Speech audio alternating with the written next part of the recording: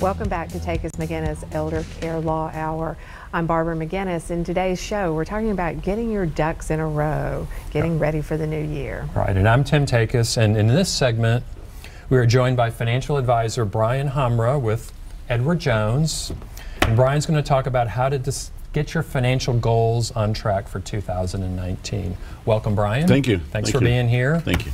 Okay, who should hire a financial advisor, and when should they do it? It's never too early to start. Okay. That's always a good motto. There's no, I don't know if there's any specific criteria or anything like that. Does it matter about how old you are or how much money you have? It doesn't. Preferably you have people that are coming to you that have money, probably. Yes, it's good for business, obviously, yes. But I have clients myself that range from 19 years old all the way up to 96, 97 years old. So just depends on the situation and how eager they are to plan and to stay focused. So part of getting your ducks in a row. It is. It is. Yeah. So what does a financial advisor actually do for you? Yeah, so that's a good question. So in my practice, I'll speak to that first. Try to find out where you want to be, right? Where you are, and then how do you get there, right? So typically financial advisors, they should be doing what's important for their clients, right? Mm-hmm. Meeting their clients' needs, but they typically help with planning for retirement, estate planning, college savings, anything like that. So it's kind of, so I'm gathering, I guess what you do is you gather information, you talk to the client, you say, all right, let's see where you are, you know, and then talk about what their goals are. Where do you want to be in 2 years, 5 years, 10 years? Correct. Is that kind of what you do? It is, and then put together a financial plan that gets you there, right? And then sometimes things happen, right? Life happens, so sometimes you get off track.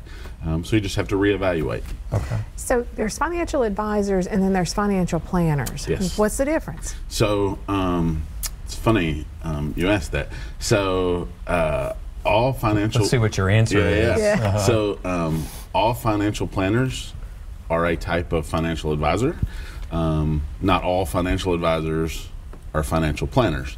So financial planners usually have some sort of certification that goes along with it, and they're usually some sort of specialist. So maybe they most of their business focuses on dealing with companies, big companies or something. These are financial planners. Financial planners, yes. Or they may only focus or try to only focus on income with taxes or tax preparation kind of stuff, or maybe they focus on estate planning or something like that. Whereas generally, so like myself as a financial advisor, we cover a broad range, right? We can tend to help most everybody with several scenarios. Where everybody may need a financial advisor, everybody doesn't necessarily need a financial planner. Correct. It still depends on your particular goals. It does, yes, Gotcha. Absolutely. Okay. Let me just add one more thing. Most of us, so like I'm a financial advisor and I plan on getting certified. Me and my wife just adopted a baby a couple of years ago. She's 2 years old. And the baby is? The baby is 2 years old, and so she kind of runs the house, right? Gotcha. Most parents or grandparents know that 2-year-olds are in charge. My plan was to be a certified financial planner this year, but that may be waiting for another year or so. But most financial advisors that are certified as a planner, as a financial planner, only use it for 1 or 2 cases, maybe a year, maybe even every 5 or 6 years. They don't come up very often. Okay, so. Wow. That's interesting. Yeah. So how do people know whether they're on track with their financial planning goals or their financial goals? Sure. How do you keep track of that? How do you help people do that? So there's lots of ways to do it. Nowadays with the internet, right, there's plenty of tools online that allows you to kind of see where you're at and where you're going and that kind of thing. Myself, at Edward Jones, we have a tool, and basically we try to, like I said earlier, we want to know what's important to you, and we want to know where you are or where you want to be and where you are today, and then how do you get there, right? So it's not a certain number that you have to get to for retirement. It's all about your spending, right? So it's about how much you're spending to determine how much you need, and so. Because we see people that have blue collar jobs. And they have worked their whole life, and they are able to save a great deal of money. Very impressive, considering it was relatively low or modest earnings. And they are able to save a lot of money. And they're very comfortable in retirement because their lifestyle is, they spend within their life, their means, I guess is what I'm saying. So how often do you sit down with your advisor to reevaluate and keep on track? Sure. So I won't say this, it doesn't apply to everybody. Just like almost all these questions and all these answers don't apply to everyone. But I would say at least once a year, it's a good idea to sit down and talk just to make sure you're on track and nothing significant has changed.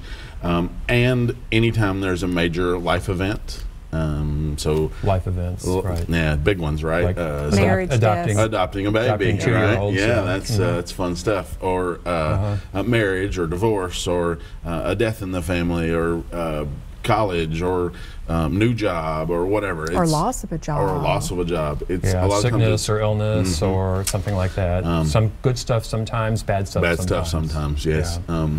It's a lot more fun to talk about the good stuff, but unfortunately, to me, the most important reason to have a financial advisor is because we work closely with our clients, develop very strong relationships. As you guys know, money has heartstrings, right? It's important to people.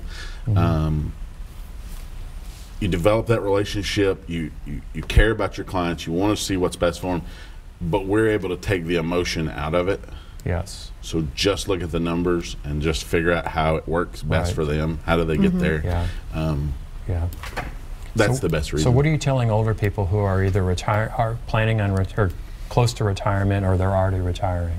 What's some advice that you're giving to them? Sure.